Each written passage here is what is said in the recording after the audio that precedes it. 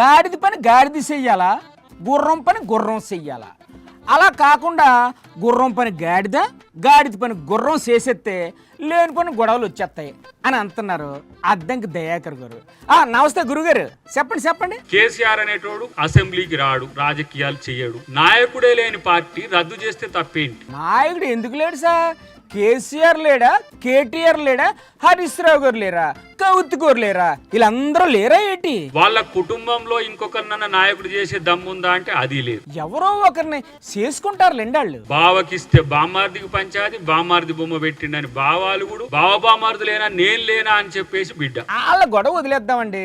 మీకు ఎందుకు అంత ఇంట్రెస్ట్? ముందు మీ కుటుంబ సమస్య పరిష్కరించుకోలేని దద్దమ్మలు మీరు రాష్ట్ర ప్రజల సమస్యలు ఏం పరిష్కరిస్తారా బాబు? రాష్ట్ర సమస్యలు పరిష్కరించాల్సింది మీరు సార్.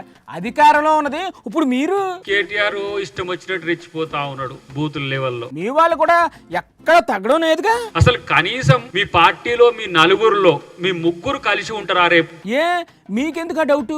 రెండో నెంబర్ ఉన్న ఎవరు కూడా మీతో ఉండలేని స్థితి అన్నట్టు ఇప్పుడు రెండో నెంబర్లో ఎవరున్నారండి? ఇప్పుడు అదే రెండో నెంబర్ కు పంచాయతీ వచ్చినట్టుంది. ఎవరెవరికి పంచాయతీ? కొడుక, బిడ్డ, లేకపోతే అల్లుడా? అదంతా వదిలేయండి.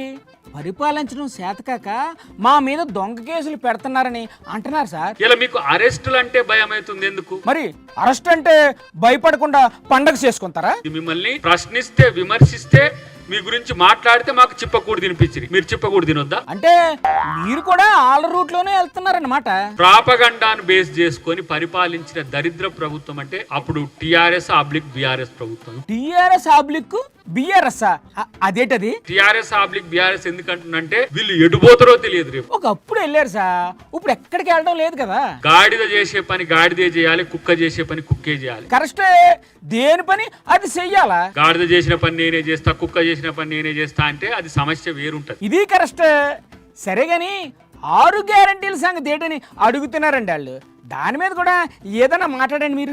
ఏ ఒక్క పథకాన్ని అమలు చేయకుండా కాంగ్రెస్ పార్టీ మిన్నకుండదు. మీరు ఏంటి చేయట్లేదని వాళ్ళు ముత్తుకుంటున్నారు సార్. అన్ని పథకాలు అమలు చేస్తాం, మీరు గిట్లనే ముత్తుకోరి. అయితే ఓకే.